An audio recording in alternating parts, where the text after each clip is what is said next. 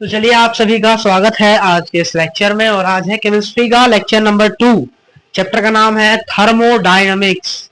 तो अब स्टार्टिंग करते हैं थर्मोडायनामिक्स के। थर्मोडायनामिक्स का ये लेक्चर नंबर 2 है। कल हमने थर्मोडायनामिक्स का इंट्रोडक्शन देखा था।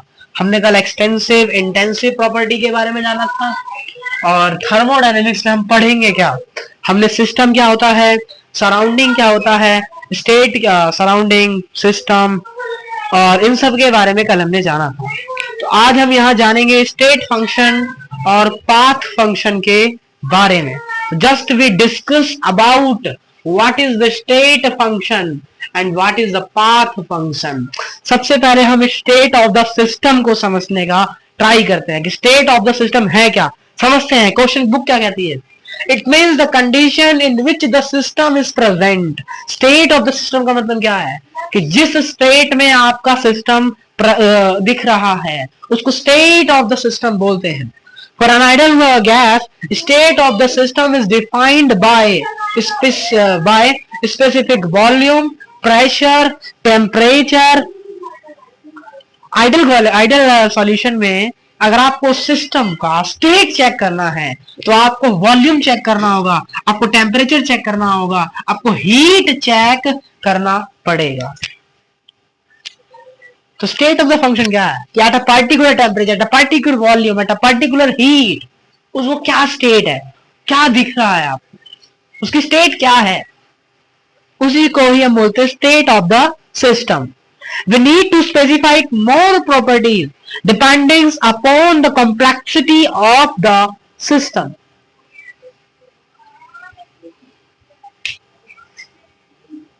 तो इसके लिए हमने सबसे पहला जो फंक्शन डिफाइन किया है वो है आपका स्टेट फंक्शन। पहला जो फंक्शन आप सभी ने डिफाइन किया है वो है आपका स्टेट फंक्शन। चलिए डिस्क्राइब करते हैं कि आपका स्टेट फंक्शन क्या होता है। देखो स्टेट क्या होती है, ये मेरा सिस्टम है, माना T बराबर 1 केल्विन पे ये कौन सी स्टेट में था, कौन सी अवस्था में था, कौन सी गैस में था, कितना जगह घेर रहा था, 2 केल्विन पे क्या हो गया। तो ये सब स्टेट चेकिंग होती है। तो उसी को समझने के लिए हमने स्टेट के मतलब स्टेट ऑफ द टाइप में कुछ कॉम्प्लेक्सिटी को डिफाइन करने के लिए हमने कुछ फंक्शन बनाए। पहला कौन सा फंक्शन हुआ, स्टेट फंक्शन। और दूसरा कौन सा फंक्शन हुआ, पाथ फंक्शन। पहला फंक्शन हुआ स्टेट फंक्शन, दूसरा फंक्शन हुआ पाथ फंक्शन। मतलब वो फंक्शन जो पाथ पर डिपेंड ना करे, जो पाथ पर डिपेंड ना करे, ऐसे फंक्शन को हम स्टेट फंक्शन बोलते हैं। और वो फंक्शन जो पाथ पर डिपेंड करे, वो फंक्शन जो पाथ पर डिपेंड करे, उस फंक्शन को हम पाथ फंक्शन कहते हैं। इसका मतलब पाथ पर डिपेंड ना करे तो स्टेट फंक्शन, पाथ पर डिपेंड करे तो पाथ फंक्शन। जैसे फिजिक्स से समझते हैं इसको, ए से मुझे बी जाना है, एक रास्ता ये वाला, एक रास्ता ये वाला, एक रास्ता ये वाला, एक रास्ता ये वाला, एक रास्ता ये वाला। अगर मैं आपसे बोलूं कि इसमें डिस्प्लेसमेंट क्या होगा, तो डिस्प्लेसमेंट इज शॉर्टेस्ट पाथ। इसका मतलब डिस्प्लेसमेंट क्या होगा, ये होगा। तो क्या डिस्प्लेसमेंट में कोई फर्क पड़ रहा है, आप ऐसे जाओ, आप ऐसे जाओ, आप ऐसे जाओ, आप ऐसे जाओ, कोई फर्क नहीं पड़ रहा। हर केस में डिस्प्लेसमेंट क्या ही आएगा, यही आएगा। इसका मतलब डिस्प्लेसमेंट क्या हो जाएगा, एक स्टेट फंक्शन। तो वो सारे फंक्शन जो पाथ पर डिपेंड नहीं करते, जिन्हें कोई फर्क नहीं पड़ता, आप उन्हें कैसे भी लेके आओ, कुछ भी करो, कोई फर्क नहीं पड़ता, वो क्या कहलाते हैं, स्टेट फंक्शन। वही अगर मैं डिस्टेंस बोलूं तो यहाँ पे डिस्टेंस कुछ और आएगी, इस वाले फंक्शन में डिस्टेंस कुछ और आएगी, इस वाले फंक्शन में कुछ और डिस्टेंस आएगी, इस वाले फंक्शन में कुछ और डिस्टेंस आएगी। दैट मींस डिस्टेंस हमारा क्या हो जाएगा, पाथ फंक्शन हो जाएगा। तो वही स्टेट फंक्शन क्या होते हैं, property of the system which is dependent only on state of the system. It is independent of the path adopted to attain a particular state. इसका मतलब जो भी पाथ वो अपना रहा है उस पे वो निर्भर ना करे, तब उस सिस्टम को, उस फंक्शन को हम क्या बोलते हैं, स्टेट फंक्शन बोलते हैं। क्या बोलते हैं उसको हम, स्टेट फंक्शन बोलते हैं। और कौन कौन से स्टेट फंक्शन में आते हैं ये हमें याद कर लेने हैं। Pressure, volume, temperature, Pvt, you, you को क्या बोलते हैं? इंटरनल एनर्जी, ये सब टर्म्स पढ़ेंगे इसी चैप्टर में। एस को क्या बोलते हैं? एंट्रोपी, एच को क्या बोलते हैं? इंथाल्पी, और जी को क्या बोलते हैं? Gibbs free energy. तो ये सारे टर्म क्या होते हैं? हमारे स्टेट फंक्शन, ये हमें याद रखने हैं। ये सारे टर्म्स क्या होते हैं? हमारे state function. PVT, pressure, volume, temperature. U by E, इसको इंटरनल एनर्जी बोलते हैं, इसको एंट्रोपी बोलते हैं, इसको एंथैल्पी बोलते हैं, और इसको गिब्स फ्री एनर्जी बोलते हैं। तो Gibbs free energy, enthalpy, entropy, internal energy और पीवीटी, ये सब आपके क्या होते हैं? State function. ये सब हमारे क्या होते हैं? स्टेट फंक्शन होते हैं। अब हमें चीजों को समझना है। अगर हम स्टेट फंक्शन में, जैसे इसमें अंतर दिखाना चाहते हैं, चेंज दिखाना चाहते हैं, और वो चेंज कैसा है? स्मॉल है, बहुत छोटा चेंज है, तो हम इस साइन का यूज करेंगे। और इन वाले फंक्शन में अगर जो चेंज दिखाना चाह रहे हैं, अगर वो चेंज कैसा है? लार्ज है, तो हम कौन सा साइन यूज करेंगे? इसका यूज करेंगे, डेल साइन का यूज करेंगे। इसको पार्शियल बोलते हैं और इसको डेल बोलते हैं। और हमें जनरली याद रखना है, क्या याद रखना है? जिस भी फंक्शन के आगे ये वाला साइन होगा, क्या? जिस भी फंक्शन के आगे ये वाला साइन होगा, वो फंक्शन हमेशा क्या होगा? स्टेट फंक्शन होगा। इसका मतलब वो पाथ पे डिपेंड नहीं करेगा, वो रास्ते पे डिपेंड नहीं करेगा। जिस भी फंक्शन के आगे डेल आ जाएगा वो क्या बन जाएगा? स्टेट फंक्शन हो जाएगा जनरली। बाकी कौन कौन से होते हैं? Pvt, you by E, S H ji. You बोलो या ई बोलो, दोनों एक ही है। इसी को क्या बोलते हैं? इंटरनल एनर्जी बोलते हैं। तो ये हमारे क्या हो गए? स्टेट फंक्शन हो गए। अब हम पढ़ते हैं पाथ फंक्शन के बारे में। तो जो रास्ते में डिपेंड करते हैं वो क्या होते हैं? हमारे पाथ फंक्शन। कौन कौन आते हैं इसमें? इसमें आपका जनरली क्या आ जाएगा? हीट आ जाएगा, और क्या आ जाएगा इसमें? वर्क आ जाएगा। क्या आ जाएगा? और हीट आ जाएगा। कुछ गड़बड़ है? हाँ, क्यों का मतलब होता है हीट, ये एंथैल्पी है, और ये क्या है? हीट है। तो जो हीट होता है, जो वर्क होता है, वो कौन से फंक्शन होते हैं? Path function. इसका मतलब वो किस पे डिपेंड करते हैं? पाथ पर डिपेंड करते हैं। तो quantities which are dependent on path the system has achieve a particular state. जो पाथ पर डिपेंड करती हो वो आपका पाथ फंक्शन कहलाता है। ये जो क्वांटिटी होती है, जो भी प्रोसेस हो रहा होता है, उसके लिए डिफाइंड होती है। And these can not have a particular value in any particular state of the system.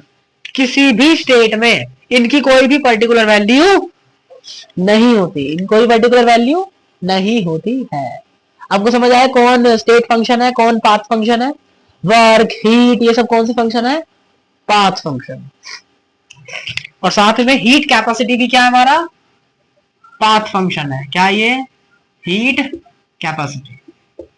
हमें याद रखना है, अगर हम इसमें चेंज दिखाना चाहते हैं, क्या दिखाना चाहते हैं, तो हम इस वाले साइन का यूज करेंगे। लेकिन पाथ फंक्शन में लार्ज चार्ज या लार्ज चेंज को दिखाने के लिए हम इस वाले साइन का यूज नहीं करते, हम इस वाले साइन का यूज नहीं कर सकते। इसका मतलब पाथ फंक्शन के साथ ये वाला साइन नहीं आता। तो हमें याद रखना है, कभी भी पाथ फंक्शन के साथ ये वाला साइन नहीं आएगा। तो ये हमें खूबसूरत बात क्या है, ये वाला साइन जिस भी फंक्शन के आगे आएगा वो फंक्शन स्टेट फंक्शन कहलाएगा। सिंपल सी बात, बस हमें ये याद रखना है। और पाथ फंक्शन कौन कौन से होते हैं? हीट, वर्क और हीट कैपेसिटी। स्टेट फंक्शन कौन कौन से होते हैं? पीवीटी, यूएसएच, जी। डेल अगर किसी फंक्शन के आगे आ जाएगा तो स्टेट फंक्शन होगा। ये वाला साइन देख के नहीं बता सकते, ये वाला साइन होगा तभी वो स्टेट फंक्शन कहलाएगा। चलिए, अब क्वेश्चन पूछा है कौन सा स्टेट फंक्शन है। ऑप्शन ये रहे एच, क्यू, यू, वी। तो कौन सा क्या है जी? स्टेट फंक्शन नहीं है। कौन स्टेट फंक्शन नहीं है? तो स्टेट फंक्शन क्या होता है, P V T U, U आ गया, वी आ गया, S H G, H B आ गया। इसका मतलब ये भी स्टेट फंक्शन है, ये भी स्टेट फंक्शन है, और ये भी स्टेट फंक्शन है। तो स्टेट फंक्शन कौन सा नहीं हुआ, ये। तो आंसर हो गया ऑप्शन ऑप्शन नंबर बी। इसका मतलब हीट क्या है, एक पाथ फंक्शन है, तो हमें याद रखना है हीट वर्क और हीट कैपेसिटी ये एक पाथ फंक्शन है।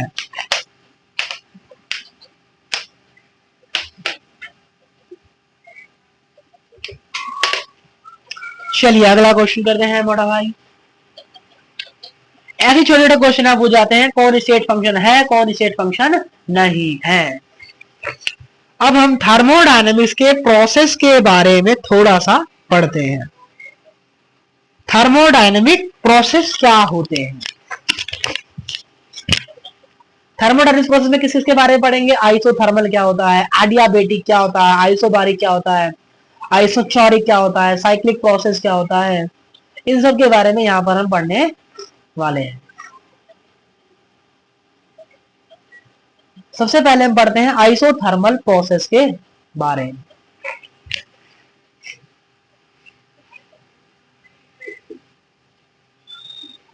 तो आइसोथर्मल प्रोसेस क्या होता है, जिसमें टेम्परेचर कांस्टेंट हो, जिसमें टेम्परेचर क्या हो, कांस्टेंट। मान लीजिए ये एक डब्बा है, ये एक स्टेट थी जिसमें इसका प्रेशर 1 था, वॉल्यूम 2 था, टेम्परेचर T1 था। अब ये इस स्टेट में पहुंच गया जिसमें प्रेशर T2 हो गया, वॉल्यूम इसका बढ़ के V2 हो गया, लेकिन टेम्परेचर अभी भी क्या है, T1 है। जो वहां था अभी भी वही है, तो इसका मतलब टेम्परेचर क्या है, कांस्टेंट। और अगर टेम्परेचर कांस्टेंट है तो इसका मतलब प्रोसेस कौन सा हो गया, आइसोथर्मल प्रोसेस।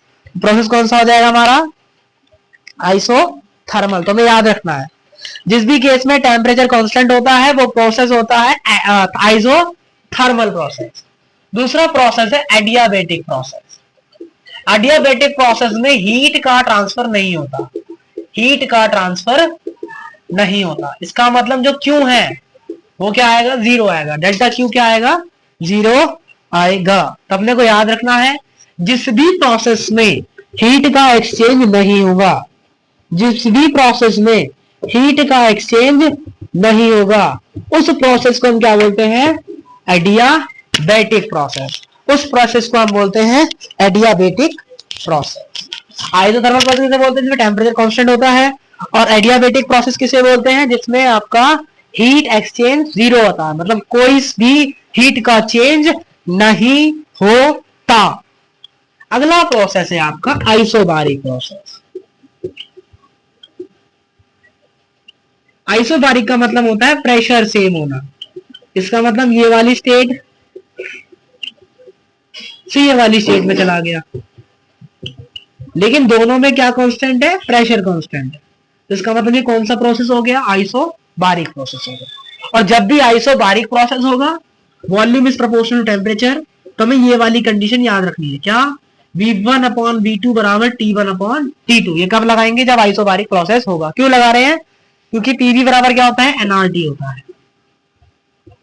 PV बराबर क्या होता है, NRT होता है।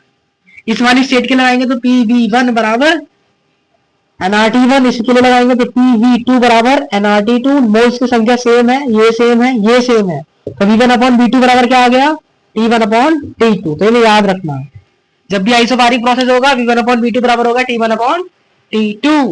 चलिए आगे बढ़ते हैं। अगला प्रोसेस है आइसोचोरिक प्रोसेस।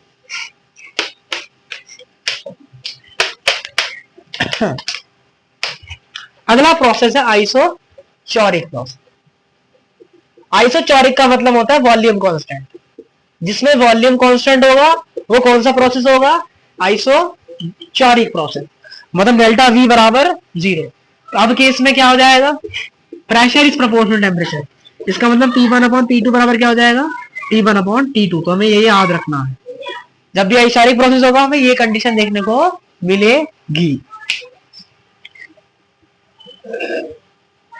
अब हम पढ़ते हैं साइक्लिक प्रोसेस के बारे में। अभी तक हमने सारे प्रोसेस पढ़े, लास्ट प्रोसेस अब आपका आएगा साइक्लिक प्रोसेस। ये होता है आपका साइक्लिक प्रोसेस। साइक्लिक प्रोसेस का मतलब क्या होता है, घुमा फिरा के वहीं आ जाना, साइकिल चला के घर आ जाना, जहां से चले थे वहीं आ जाना। तो इस प्रोसेस को क्या बोलते हैं? Cyclic process. क्या बोलते हैं इसको? साइक्लिक प्रोसेस बोलते हैं। और हमें हमेशा याद रखना है साइक्लिक प्रोसेस में डेल्टा यू और डेल्टा एच क्या होगा? 0 होगा। कहने का मतलब क्या है कि when a system undergo a number of different state by different process and finally return to its initial state, it is said to have a complete cycle and the process is called a cyclic process. इसका मतलब fine जहां से चला था वहीं आ गया। इसका मतलब जितने भी स्टेट फंक्शन होंगे वो सब साइक्लिक प्रोसेस में क्या हो जाएंगे? 0 हो जाएंगे। और जितने भी पाथ फंक्शन होंगे वो साइक्लिक प्रोसेस में क्या हो जाएंगे? नॉन जीरो हो जाएंगे। क्या हो जाएंगे? Non zero. तुम्हें याद रखना है साइक्लिक प्रोसेस में पाथ फंक्शन नॉन जीरो होते हैं और स्टेट फंक्शन का जो भी चेंजेस होता है वो 0 आ जाता है। तो हमें ये याद रखना है। तो इस तरीके से हमने सारे प्रोसेस पढ़े। अब हम आगे बढ़ते हैं जनरली कुछ समय के बाद।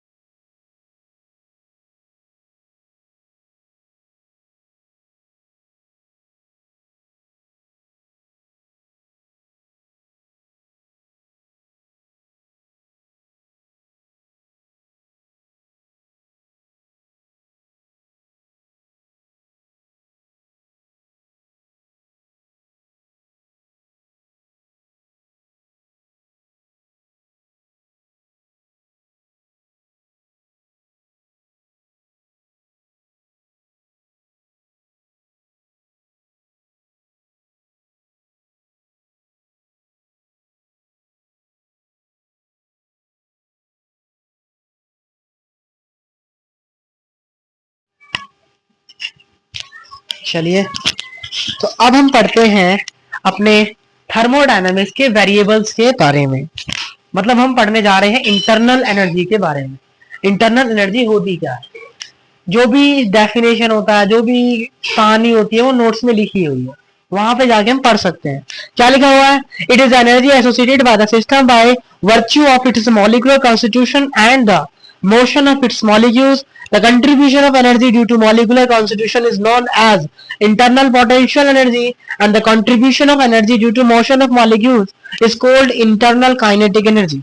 Internal energy of a system is given by the sum of these two type of energy. कौन कौन से type of energy? Internal energy. जितनी भी एनर्जी उन सबका सम कर देंगे तो हमको मिल जाएगा internal energy. Internal energy of a system is a state function and its absolute value cannot be calculated but its change can be determined when the system undergo a change in its state. The internal energy change in given by.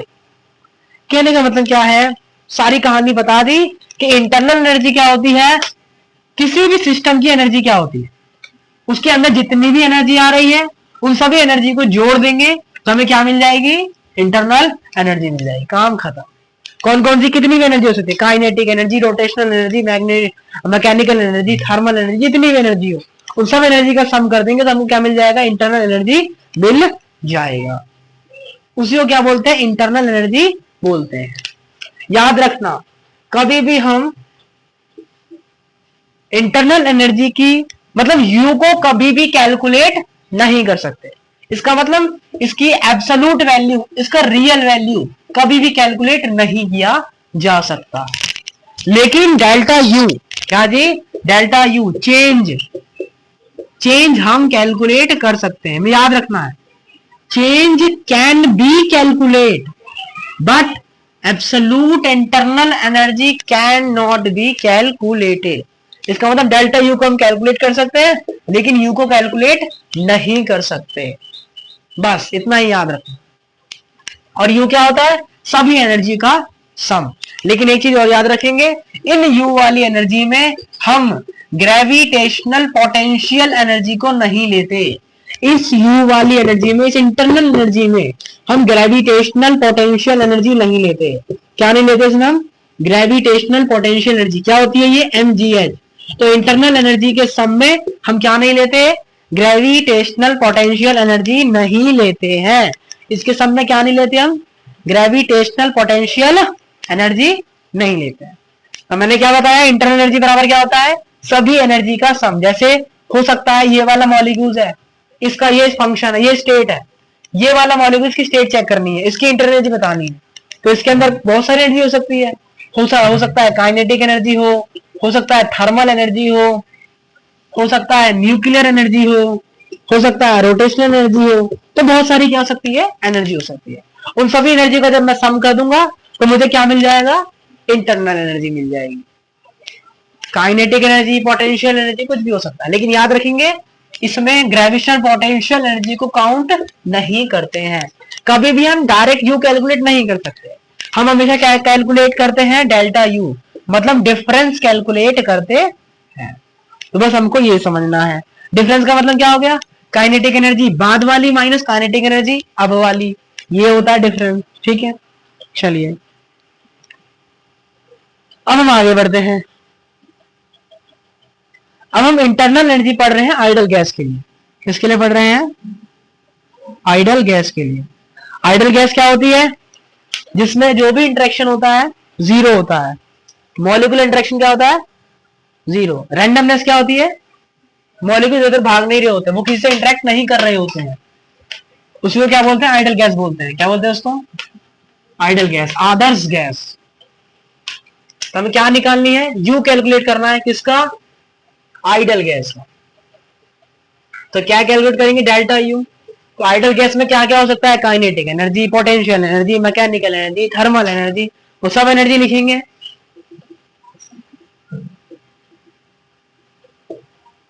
लेकिन हमें क्या याद रखना है?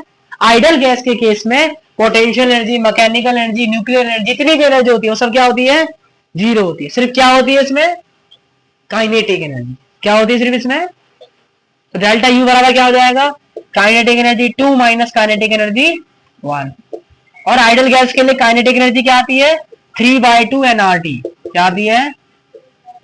और ये हमें क्या करना है? याद रखना है। क्या करना है यहाँ पे? ये क्या रखना है?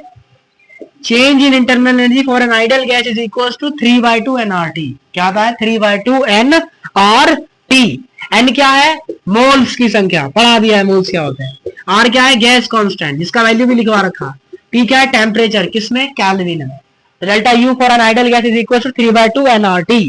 क्या होता है? 3/2 nRT। क्योंकि हमने चेंज निकाला तो ये भी किस में आएगा? टेम्परेचर भी चेंज में ही आएगा। ठीक है, तो इस तरीके से हमने ये क्वेश्चन समझ लिया। ये समझ लिया कि internal energy for an ideal gas क्या होती है। अब हम क्वेश्चन करते हैं। बस क्वेश्चन में क्या करना है? फॉर्मूला लगाना है डायरेक्ट। ये रहा क्वेश्चन। एन का वैल्यू कितना दिया है? 1 मोल। टेम्परेचर कितना दिया है? और क्वेश्चन में क्या पूछा है? Internal energy. इंटरनल एनर्जी का फॉर्मूला क्या होता है? मोल। टेम्परेचर केल्विन में 273 से प्लस 400। आर का वैल्यू कितना लेंगे? 8.314। क्योंकि केल्विन में तो क्या लेंगे? बस मल्टीप्लाई करके अपना क्या आ जाएगा? यहाँ से आंसर आ जाएगा। खाली वैल्यू रखना था और अपना आंसर यहां से आ जाता। अगला क्वेश्चन दिया, ये रहा। क्या दिया है? एन दिया है। कितना मोल? 3 मोल। और इस बार हमें टेम्परेचर 2 दिए हैं। टेम्परेचर 2 दिया है 127 और टेम्परेचर 1 कितना दिया है? 27। तो अगर 2 टेम्परेचर तो क्या निकालेंगे? इनका डिफरेंस। कभी भी डिफरेंस निकालना हो तो उसे केल्विन में चेंज करने की जरूरत नहीं है। क्यों नहीं है जरूरत? क्योंकि डिफरेंस हमेशा सेम आता है। क्या आता है? चाहे उसे केल्विन में चेंज करो, चाहे करके देख लेते हैं।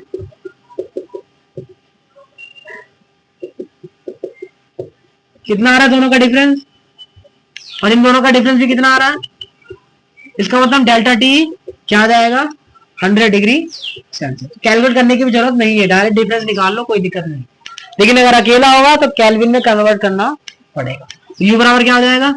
3/2 nRT डेल्टा टी, 3/2 n का वैल्यू 3 मोल, आर का वैल्यू 8.314 और क्या लेंगे, डेल्टा टी लेंगे, क्या लेंगे, तो ये अपना हो गया आंसर। कैलकुलेट करेंगे, अपना आंसर आ जाएगा। तो याद रखना है, अगर दो टेम्परेचर दिए हैं तो डेल्टा टी, सिंगल दिया है तो 3/2 nRT, खत्म। और इस तरीके से हमारा ये वाला क्वेश्चन भी हो गया। अब हम पढ़ते हैं एंथैल्पी के बारे में। क्या के बारे में पढ़ते हैं, एंथैल्पी के बारे में पढ़ते हैं।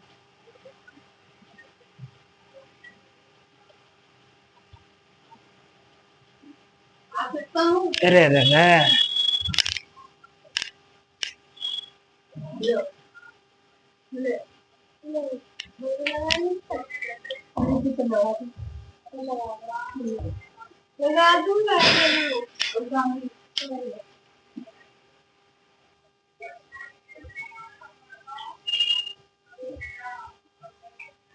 तो अब हमारा टॉपिक है एंथैल्पी। अब हम डिस्कशन करेंगे एंथैल्पी के बारे में। तो एंथैल्पी क्या होता है असल में, कमेंट डायरेक्ट यहाँ पे बता देते हैं। When we deal certain process in open vessels at a constant pressure, it become essential to introduce in place of internal energy a new thermodynamic function called heat enthalpy. The new function is denoted by H. कहने का मतलब क्या है, जब हम किस पे चले जाते हैं, कांस्टेंट प्रेशर पर, किस पर, तो उसके केस में जो इंटरनल एनर्जी होती है, क्या उसी को, उसकी जगह क्या सा फंक्शन आ जाता है, एंथैल्पी। इसका मतलब कांस्टेंट प्रेशर पर जो भी इंटरनल एनर्जी होगी उसको क्या बोलते हैं, एंथैल्पी बोलते हैं। क्या बोलते हैं, तो याद क्या रखना है, एट ए कांस्टेंट प्रेशर जो भी इंटरनल एनर्जी होता है उसको क्या बोलते हैं, एंथैल्पी। क्या बोलते हैं, और एंथैल्पी बराबर क्या आता है, U प्लस PV। क्या आता है, H बराबर U प्लस PV।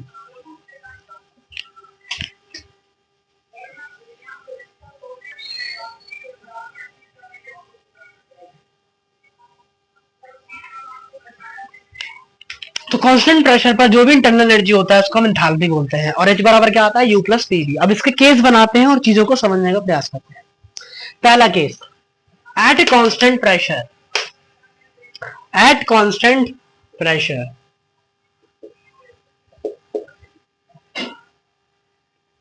ये एक स्टेट 1 से हम जा रहे हैं स्टेट 2 में। स्टेट 1 पर प्रेशर 1 है, प्रेशर तो P ही बोल देते हैं, V1 और T1। स्टेट 2 पे जा रहे हैं, प्रेशर कांस्टेंट है, तो उसके केस में अगर मुझे डेल्टा H कैलकुलेट करना है तो वो क्या आएगा, इसका H1 निकालते हैं तो क्या आएगा, वो U1 प्लस PV1 और क्या आएगा, H2 क्या आएगा, U2 plus PV2। Pressure same है, फॉर्मूले में खाली वैल्यू डाल दी। क्या निकालना है, डेल्टा H, तो क्या आएगा, H2 माइनस H1, तो U2 माइनस क्या आएगा, U1, और यहां क्या आएगा, PV2 माइनस PV1, क्या कॉमन ले लिया, और यहां क्या आएगा, इसको क्या लिख सकते हैं, डेल्टा U, इसको क्या लिख सकते हैं, डेल्टा H। तो यहां से क्या फॉर्मूला आया, डेल्टा H बराबर delta U plus P del V। क्या आ गया, P डेल V। तो हमको ये याद रखना है कि जब भी कांस्टेंट प्रेशर होगा और हमसे एंथैल्पी कैलकुलेट करने को बोल रहा होगा तो हम क्या यूज करेंगे, डेल्टा H बराबर delta U plus P del V। Pressure constant है इसलिए हमने क्या लिखा, P डेल V। अगर प्रेशर कांस्टेंट नहीं होता तो हम क्या लिखते, डेल्टा PV, क्योंकि इस बार प्रेशर भी चेंज हो जाता तो फिर दोनों को घटाना पड़ता, तो दोनों घटा रहे हैं तो क्या बन जाता, डेल्टा PV बन जाता। लेकिन चूंकि प्रेशर कांस्टेंट है तो सिर्फ क्या लगाएंगे, P डेल V लगाएंगे। क्या लगाएंगे यहाँ पे, P डेल V लगाएंगे। ये तो कोई स्टेट के लिए हो गया। अगर केमिकल रिएक्शन के लिए लिखना है, किसके लिए लिखना है, तो कैसे लिखेंगे, PV बराबर क्या होता है, nRT। क्या होता है, इसका मतलब इसकी जगह क्या ले सकते हैं, और टेम्परेचर डिफरेंस है, इसका मतलब टेम्परेचर में भी क्या आएगा, डिफरेंस आएगा। क्या आएगा टेम्परेचर में, इसका मतलब क्या हो जाएगा, नया फॉर्मूला, P डेल V की जगह क्या ले सकते हैं, N किसका, गैस का, मोल का गैस, और T क्या डिफरेंस है, T2 अलग है, T1 अलग है, इसका मतलब क्या हो जाएगा T2 माइनस T1। तो T2 माइनस T1 को क्या लिख सकते हैं, डेल्टा T। तो ये दोनों चीज याद रखनी है। For any state delta H बराबर delta U plus P del V, and for any chemical reaction delta H बराबर delta U plus NG R delta T। तो हमें ये याद रखना है, ये वाली चीज हमें यहाँ पे याद रखनी। समझ आ गया होगा एकदम अच्छे से। चलिए हम आगे बढ़ते हैं। अब मैंने दूसरा केस लिया और दूसरे केस में क्या बताया कि अब प्रेशर बदल रहा है, प्रेशर कांस्टेंट, प्रेशर चेंज हो रहा है। इस वाली स्टेट में प्रेशर 1 था और इस वाली स्टेट में प्रेशर 2 हो गया। तो यहाँ पे क्या लिखेंगे, P1 P2, same condition P1 P2। तो यहां से आप कॉमन नहीं आ सकता, क्योंकि अगर अब कॉमन नहीं आ रहा है तो मुझे दोनों साइन क्या क्या लिखना पड़ेगा, डेल्टा PV। उसका मतलब अब फॉर्मूला क्या बन जाएगा, यहां से डेल्टा H बराबर delta U plus delta PV। That's done. ये तो स्टेट के लिए हो गया। अगर केमिकल रिएक्शन लिखना पड़ेगा तो क्या लिखना, PV की जगह nRT। यहां क्या बन जाएगा, डेल्टा H बराबर डेल्टा U प्लस NGR। इसमें नहीं लिख पाएंगे क्योंकि इसमें प्रेशर बदल रहा है। इसमें क्या हो रहा है, प्रेशर बदल रहा है, तो इसमें सिर्फ इतना लिख सकते हैं। अगर प्रेशर वेरिएबल है तो हमें ये वाला कंडीशन याद रखना है। अब हम एक बार इसका सार दे देते हैं। अभी तक हमने क्या पढ़ा, अगर प्रेशर कांस्टेंट है तो हमें ये दो चीज याद रखनी है। ये वाली चीज, डेल्टा H बराबर delta U plus P del V। For chemical reaction क्या याद रखना है, डेल्टा H बराबर delta U plus NGR delta T। लेकिन अगर प्रेशर कांस्टेंट नहीं है, प्रेशर वेरिएबल है, तो क्या याद रखना है, डेल्टा H बराबर delta U plus delta PV। तो ये तीन चीज हमें यहाँ पे याद रखनी है।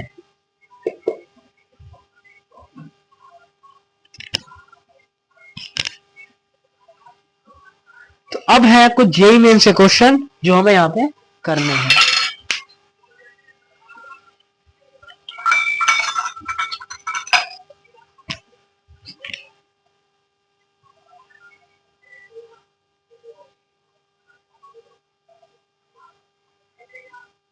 उससे पहले हम हीट के बारे में पढ़ लेते हैं, फिर एक साथ सारे क्वेश्चन करेंगे।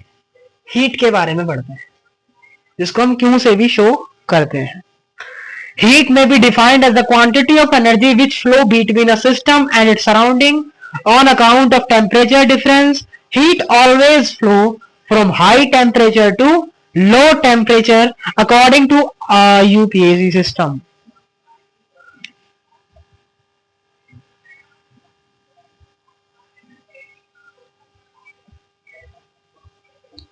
तो हमें क्या याद रखना है, हीट क्या होता है, जितना भी हम उसे एनर्जी दे रहे हैं, जितना भी सिस्टम एनर्जी निकाल रहा है, ले रहा है, उसी क्वांटिटी को क्या बोलते हैं, हीट बोलते हैं। खत्म, और क्या होता है। अब इसमें कुछ चीज याद रखनी है। केमिस्ट्री में हम अपने आप को क्या देते हैं, इंपॉर्टेंस देते हैं। केमिस्ट्री में किसको इंपॉर्टेंस देते हैं, मतलब अगर मैं कार्य करूंगा सिस्टम पर, अगर मैं सिस्टम को हीट दूंगा तो कार्य कैसा होगा, हीट कैसी नहीं होगी, पॉजिटिव होगी। हीट कैसी होगी, अगर मैं क्या दूंगा सिस्टम को, कौन देगा, मैं दूंगा, मतलब ऑन द सिस्टम, मैं दूंगा मतलब ऑन द सिस्टम। लेकिन अगर सिस्टम खुद एनर्जी निकाल रहा तो हीट कैसी होगी, अब मतलब बाय द सिस्टम। क्या जी, अगर ऑन द सिस्टम है मतलब मैं कार्य कर रहा हूं क्योंकि मुझे अपनी इंपॉर्टेंस दिखानी है, तो इसका मतलब heat positive. By the system मतलब सिस्टम कार्य कर रहा है, सिस्टम हीट निकाल रहा है, लेकिन इंपॉर्टेंस तो मेरी होती है, इसका मतलब सिस्टम काम कर रहा है, इसका मतलब कार्य कैसा होगा, हीट कैसी होगी, नेगेटिव। और यही किसके लिए भी होगा, कार्य के लिए भी होगा। किसके लिए होगा, ये वर्क के लिए भी होगा। अब हम पढ़ते हैं वर्क के बारे में। इसके बारे में पढ़ते हैं, वर्क होता क्या है।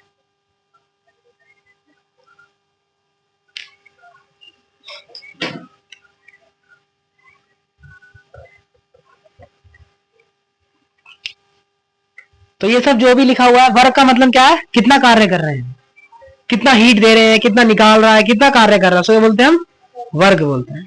तो वर्क का फॉर्मूला क्या होता है, ये याद रखना है। वर्क बराबर क्या होता है, माइनस पी एक्सटर्नल डीवी क्या होता है, माइनस पी एक्सटर्नल डीवी। ये हमें यहाँ पे याद रखना है।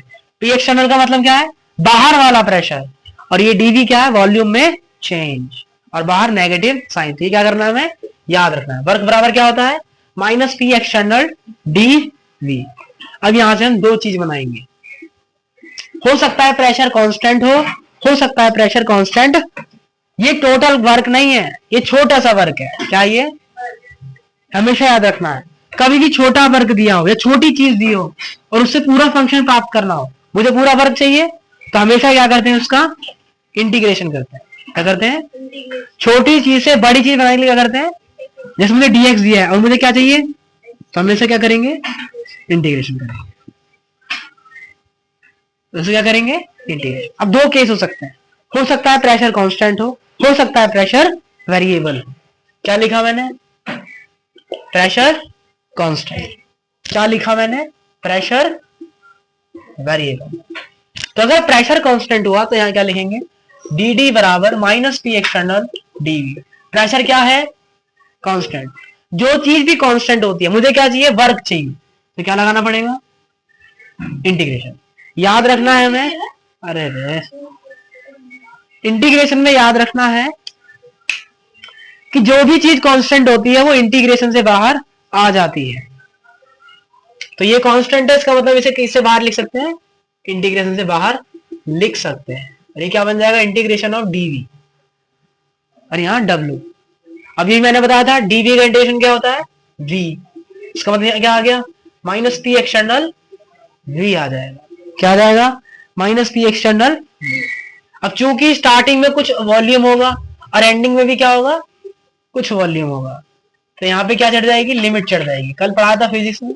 इसका मतलब यहाँ क्या आ जाएगा, minus P external V two minus V one. इसको क्या लिख सकते हैं, minus P external delta V लिख सकते हैं। तो बस हमें ये याद रखना है, अगर प्रेशर कांस्टेंट हुआ तो वर्क बराबर क्या आएगा, minus P external delta we आएगा। लेकिन अगर प्रेशर वेरिएबल है, प्रेशर क्या है, तब हमें उसका इंटीग्रेशन करना पड़ेगा। कैसे करेंगे, क्या करेंगे, यहाँ पे इंटीग्रेशन, और यहाँ की चाह देंगे लिमिट v1 से v2। क्या प्रेशर का वेरिएबल है, मतलब बदल रहा है, इसका मतलब प्रेशर को बाहर, तो इसका मतलब नहीं लिख सकते, तो इसका मतलब इसको हमें ऐसे ही लिखना पड़ेगा। तो ये हमारा क्या हो गया, वर्क हो गया। ये हमारा क्या हो गया, अगर कभी भी प्रेशर वेरिएबल होगा तब हमें पी एक्सटर्नल डीवी का क्या करना पड़ेगा, इंटीग्रेशन करना पड़ेगा। अगर प्रेशर कांस्टेंट है तो डायरेक्ट ये वाला फॉर्मूला यूज कर लेंगे, क्या, वर्क बराबर minus P external delta we. तो बस हमें ये दो चीज यहाँ पे याद रखनी है। अगर नहीं समझ आई, वीडियो जाना है, दोबारा रिवर्स करना है और उसको जाके देख लेना है। ये और चीज याद रखनी है, अगर डीवी मतलब delta we change in volume क्या आता है, पॉजिटिव आता है। चेंज इन वॉल्यूम क्या आता है, पॉजिटिव। तो इसका मतलब क्या है, कंप्रेशन है। क्या है, और डेल्टा वी अगर नेगेटिव आता है, क्या आता है, तो इसका मतलब कंप्रेशन नहीं है, एक्सपेंशन होगा। क्या होगा, यहाँ पे एक्सपेंड हो रहा है, वॉल्यूम बढ़ेगा तो बढ़ेगा ना वो, इसका मतलब एक्सपेंड होगा। इसका मतलब क्या होगा, एक्सपेंड होगा, मतलब बढ़ेगा, बढ़ेगा क्या होगा। और डेल्टा भी नेगेटिव हुआ तो क्या होगा, कंप्रेस होगा, मतलब दबेगा। कंप्रेस होगा मतलब दबेगा। तो एक्सपेंशन हो रहा है, मतलब खुद एक्सपेंशन हो रहा है, खुद एक्सपेंड कर रहा है। तो कार्य कौन कर रहा है, सिस्टम कार्य कर रहा है कि मैं कार्य कर रहा हूं, खुद एक्सपेंड हो रहा है ना वो, मतलब कार्य कौन कर रहा है। और सिस्टम कभी भी कार्य करेगा तो नेगेटिव आएगा। और कंप्रेशन हो रहा है मतलब मैं दबाऊंगा तभी वो कंप्रेस होगा, मतलब मुझे इंपॉर्टेंस देनी है।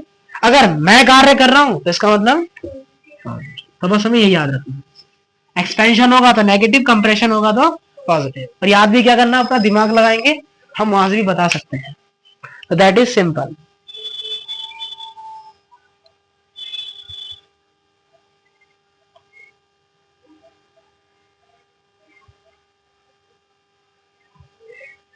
अब हम यहां से अब क्वेश्चन करते हैं डायरेक्ट।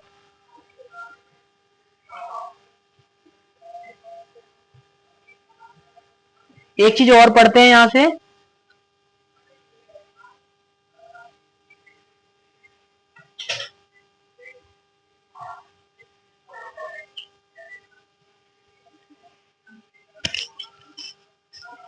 हमें क्या याद रखना है?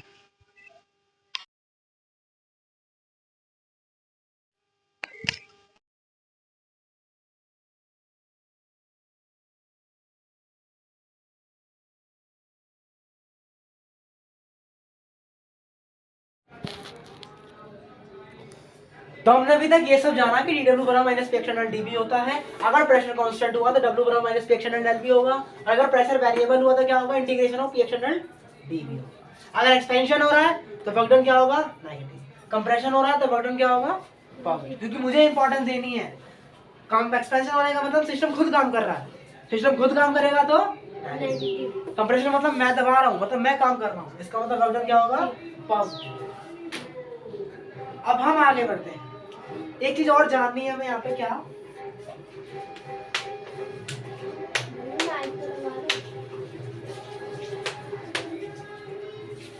हमें यहाँ पे जानना है कि जो हीट होता है और जो सराउंडिंग वर्क होता है, ये दोनों क्या है? बाउंड्री फिनोमिना है। हीट और सराउंडिंग हीट और वर्क दोनों ही क्या है? बाउंड्री फिनोमिना है। They are boundary phenomena. Boundary phenomena का मतलब क्या है? कि ये बाउंड्री से लगते हैं। इसका मतलब जैसे ये कप है, इसमें बहुत सारे गैसेस भरी हैं। अगर मैं क्या करना चाहता हूँ? इसको दबाना चाहता हूँ, इसको हीट देना चाहता हूँ, तो मुझे इसी बाउंड्री से क्या करना पड़ेगा? वर्क करना पड़ेगा। तो इसी बाउंड्री से मुझे क्या करना पड़ेगा? तो ये कैसा फेनोमिना हो गया? Boundary phenomena. किस पे डिपेंड कर रहा है? बाउंड्री पे। इसका मतलब कैसा फेनोमिना हो गया?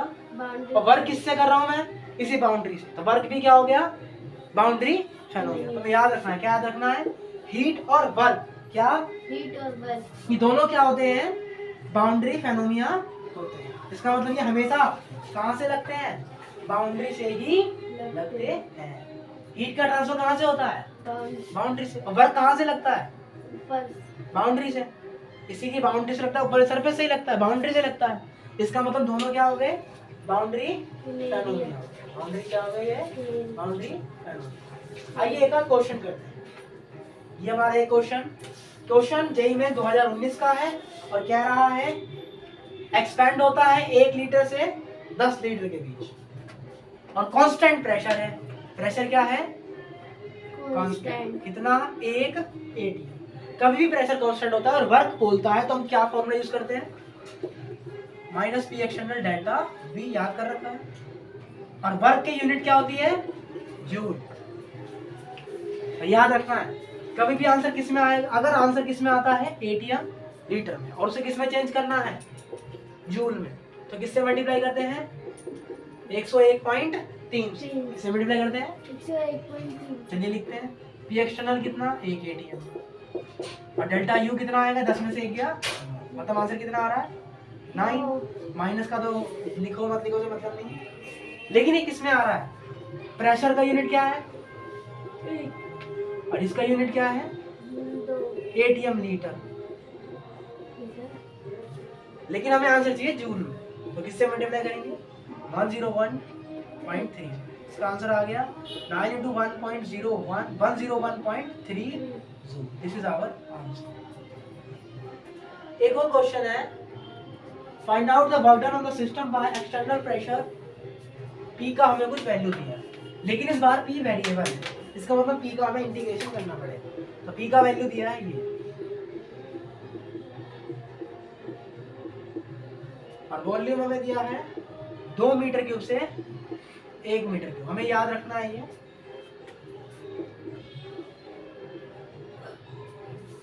अगर हम एक एटीएम को पास्कल में चेंज करना चाहते हैं 101.3 इंटू 10 की पावर 5। एक एटीएम को पास्कल में चेंज करने के लिए 1.013 इंटू 10 की पावर 5 से क्या करते हैं? मल्टीप्लाई करते हैं। और एक एटीएम लीटर बराबर क्या होता है? 101.3 जूल होता है। और 1 मीटर में कितने लीटर होते हैं? 1 मीटर क्यूब में कितने लीटर? 1000 लीटर। हमें याद रखना है, क्या याद रखना है? पास्कल मीटर को अगर हम जूल में चेंज करना चाहते हैं तो हमें किसी से भी मल्टीप्लाई करने की जरूरत नहीं है। क्या जी? हमें किसी से भी मल्टीप्लाई करने की जरूरत, हम डायरेक्ट पास्कल मीटर की जगह क्या ले सकते हैं? जूल लिख सकते हैं। क्यों? एटीएम को पास्कल किस में चेंज करेंगे? एटीएम से, मतलब इससे मल्टीप्लाई करेंगे। मीटर किस में चेंज करेंगे, लीटर से, मतलब 1000 से मल्टीप्लाई करेंगे। इसका इससे मल्टीप्लाई करेंगे डायरेक्ट क्या आ जाएगा 101.3 जूल। तो इसका मतलब वो डायरेक्ट क्या बन जाएगा, जूल बन जाएगा। तो डायरेक्ट याद करना है, कभी भी पास्कल मीटर क्यूब में यूनिट आएगा तो उसके साथ डायरेक्ट क्या लिख सकते हैं, जूल लिख सकते हैं। वी डब्ल्यू बराबर क्या आ जाएगा, minus P external delta we. क्योंकि कांस्टेंट नहीं है तो हमें इंटीग्रेशन लगाना पड़ेगा और ये वाला फॉर्मूला यूज करना पड़ेगा। करते वाला फॉर्मूले का use, D del D integration of D W क्या होगा, डब्ल्यू वी वन का वैल्यू कितना दिया है, इनिशियल 1 मीटर, इनिशियल 2 है और ये फाइनल है, वी वन 2 और ये ए। पी एक्सटर्नल का वैल्यू ये रहा और ये डी। अब इसका इंटीग्रेशन करते हैं, इसका अलग और इसका अलग, क्योंकि प्लस प्लस लगा हुआ है। इंटीग्रेशन करना कब सिखाया था, ये कांस्टेंट वैल्यू 2 बाहर आ जाएगा, कुछ नहीं है, डी वी है तो वी का इंटीग्रेशन वी आ जाएगा और यहाँ लग जाएगा लिमिट 2 से a plus 3v dot D V का इंटीग्रेशन करेंगे, 1 है, एक और पावर जुड़ जाएगी 2 आ जाएगी और फिर 2 डिवाइड हो जाएगा, फिर यहाँ लग जाएगा लिमिट, पावर 2 है, एक और जुड़ जाएगी और उसी से भाग हो जाएगा और यहाँ लग जाएगा लिमिट। बस अब लिमिट डालेंगे। ये इंटीग्रेशन सिखाया है, नहीं सीखा है तो अभी जाके सीखे इंटीग्रेशन चैप्टर बेसिक में।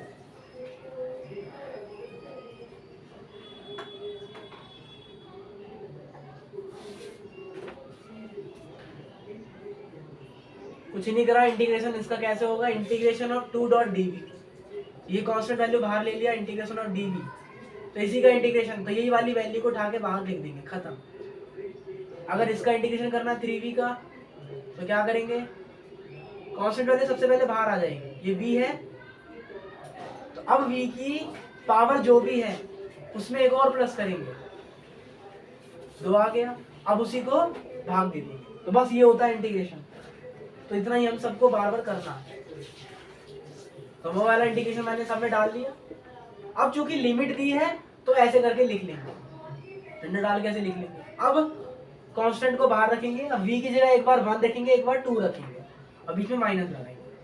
सेम कांस्टेंट बाहर रखा, एक बार 1 रखेंगे, एक बार 2 रखेंगे, कांस्टेंट बाहर निकाला, एक बार 1 रखेंगे, एक बार 2 रखेंगे। अब बस कैलकुलेट करना है, एक में से 2 गया, माइनस का 1 मतलब -2 बचा इधर, यहाँ 3/2 आया, 1 में से 4 गया तो -3 बचा, 1 में से 8 गया तो -7 बचा, 3 दिया 9, -9 आ गया। दोनों का एलसीएम लेंगे इधर, 3 × 27, 3 दूनी 6, 7 4 11, इधर आ गया -45/6। तो आंसर कितना आ गया अपना, -2 -41/6 जूल। ये अपना आ गया यहाँ से आंसर। तो ये सब कैलकुलेशन था, बस हमें इतना समझना था। That's done. अब एक क्वेश्चन और करते हैं। नीचे है कोई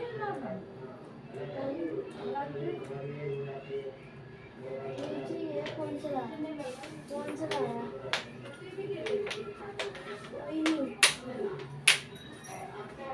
ये हमारा क्वेश्चन है, डिफरेंस बिटवीन डेल्टा एच और डेल्टा यू हमें कैलकुलेट करना है। इसका वैल्यू हमसे पूछा गया है, डेल्टा एच में डेल्टा यू, और क्वेश्चन में हमें क्या दिया है, combustion of 1 mole of heptane, 1 mole heptane का हमने कंबस्टन किया है। तो ये हमने सब बेसिक कंसेप्ट वाले चैप्टर में पढ़ाया था। हेप्टेन का फॉर्मूला क्या होता है, C7H14, 10वीं क्लास IUPAC, 7 दूनी 14। तब इसका कंबस्टन करेंगे, तो कंबस्टन करते हैं ऑक्सीजन गैस की उपस्थिति में, सब पढ़ा रखा है, छोटू और H2O निकलेगा। अब इसको बैलेंस करेंगे, बैलेंस करने के लिए 7 कार्बन, 7 दूनी 14 और इधर भी 7 कार्बन। अब 14 और 7 21 हाइड्रोजन, तो यहाँ लगा देंगे 21/2, 21/2 नहीं 22/2, 7 दूनी 14 और ये 7 7 से 11, 21/2 तो आ रहा है हमारा का, 7 दूनी 14, 7 कार्बन ऑक्सीजन, 7 दूनी 14, 14 और 7 21, 8 8 दूनी 16, 8 और 7 दूनी 14, 14 और 8 22, अच्छा हाँ, हेप्टेन, हाँ हाँ हाँ, हेप्टेन का फॉर्मूला क्या होता है? 714 प्लस 2 मतलब 16। ठीक ठीक, अब बैलेंस करेंगे। यहाँ क्या आ गया? 22, इसका मतलब यहाँ आ गया 11। बैलेंस कर लिया। चलिए, तो फॉर्मूला क्या होता है? डेल्टा एच बराबर delta U plus N G R delta T for chemical reaction. Chemical reaction है मतलब हमें ये फॉर्मूला लगाना है। हमसे सबसे पहले क्या कैलकुलेट करेंगे? एन जी कैलकुलेट करेंगे। 1 मोल के लिए दिया है तो इसका मतलब हमें सिर्फ इतना ही करके छोड़ देना है। मोल ऑफ गैस क्या करना है हमें? एन जी का मतलब क्या है? Mole of gas. क्योंकि 1 मोल है तो सिर्फ इतना ही कैलकुलेट करके छोड़ देंगे, कोई किसी से मल्टीप्लाई करने की आवश्यकता नहीं है। तो कौन कौन सी गैस होती है? ये गैस होता है और ऑक्सीजन गैस होती है। और कोई गैस होता है? नहीं। तो एनजी का फॉर्मूला क्या होता है? प्रोडक्ट के मोल माइनस रिएक्टेंट के मोल, लेकिन सिर्फ कौन से वाले? गैस वाले। तो प्रोडक्ट साइड में कौन गैस है? Carbon dioxide. उससे कितने मोल है? यहाँ लेंगे 7। फिर माइनस करेंगे रिएक्टेंट साइड वाले ऑक्सीजन गैस के मोल, कितना आएगा? देखिए तो delta H minus delta U पूछा है तो इसको इधर लिया, यहाँ क्या आ जाएगा? -4 आर डेल्टा टी। यही क्या आ गया अपने यहाँ से आंसर? क्या आ गया? -4 आर डेल्टा टी। ये अपना क्या आ गया आंसर। तो बस कुछ नहीं था। आगे ना कैसे फॉर्मूले लगाने हैं, तो फॉर्मूले कैसे लगाने हैं हमने यहाँ पे ये सीख लिया। और बस एक क्वेश्चन हमने आपको, 2 क्वेश्चन होमवर्क दिए हैं, वो 2 क्वेश्चन आपको करके लेके आने हैं। पेज नंबर 30 और पेज नंबर 33 पर 2 होमवर्क क्वेश्चन है लेक्चर नंबर 6 के क्लास नोट्स में, वहाँ जाके इनको करना है। और आज की क्लास यहीं पे समाप्त करते हैं, मिलते हैं कल इसी समय। धन्यवाद।